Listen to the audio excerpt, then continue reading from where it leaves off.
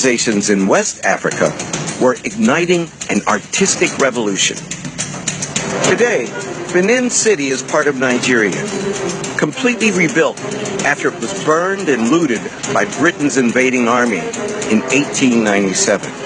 But at its peak, it was at the center of a kingdom that controlled over 20,000 square miles. And at its heart sat the royal palace of the Oba, the king. The sublime art that Benin's artists created reveals an urban society that was both complex and sophisticated.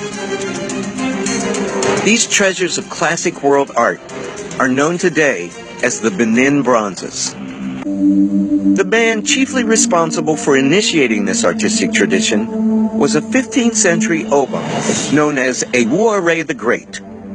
According to oral tradition, Ewuare seized power from his brother after years of civil war.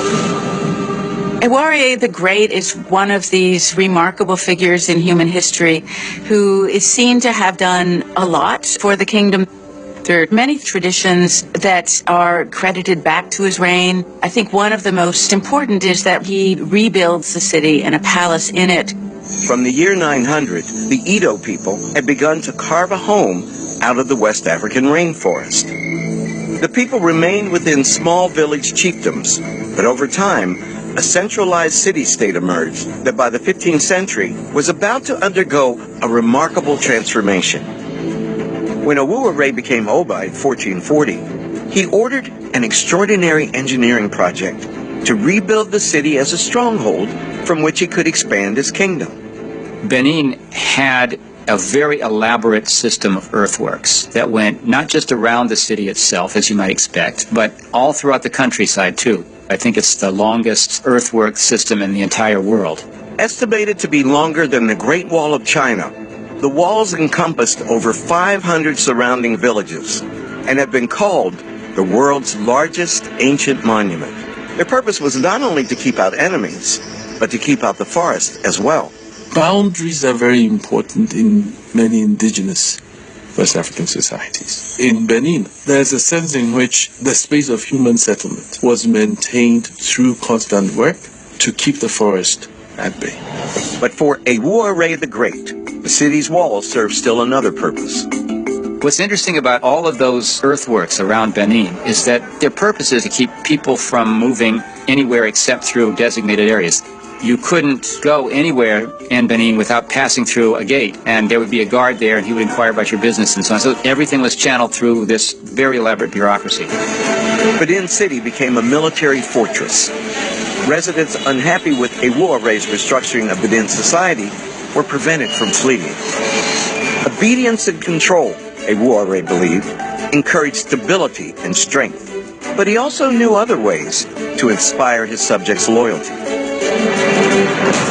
One of the things that is notably significant was that within the palace he builds quarters for craftsmen, and that is also connected to his patronage of the arts and the flourishing of the arts. Those craftsmen were known as servants of the Oba. In return for his patronage and protection, they produced elaborately detailed metal plaques that decorated the interior of the Oba's palace. From that period, we see militarism becoming important in the annexation of territory. And these then are reflected in the plaques that are made. They're incredibly detailed in terms of the portrayal of various figures in rich kinds of regalia, engaged in various activities. You can see the Oba or king in a number of them. You see various of his ministers and servants and priests. There are a number of portrayals of situations of war where they're going to war, coming back after a military victory. Ewuare, the first of 5 great warrior kings, could mobilize 20,000 soldiers in a single day. During the 15th and 16th centuries, Ewuare and his successors waged a series of wars against neighboring states, and they commemorated their victories in a most unusual fashion. Suzanne, who is this gentleman? One of the theories about this work is it represents not an individual from Benin, but rather a defeated enemy of some sort. I think one of the striking things in many African art contexts is there's often as much emphasis given to honoring somebody of importance whom one defeated as there is in portraying important individuals in one's own society. So if you show your enemy as brave and strong and regal, and you defeated him, then you were brave and strong and regal. Exactly, and that's in part the point. You say, who's the man? Me, because I defeated him. Exactly. Would he have been beheaded? Most likely, that was one of the main means of execution. So that idea of an honorific portrait head and a trophy head, they sometimes merge. But does it look like the defeated king? No. The idea of an exact representation is something that, for the most part, was not done in Africa. There's much greater sense on timelessness and monumentality, which comes when one is creating an idealized portrait. Although they're called bronzes, these heads are in fact cast from brass. The intricate skill involved in memorializing their kings and their conquered opponents speaks to a society that was both sublimely self-confident and extremely proud. Where does this piece stand in the canon of late 15th century art throughout the world?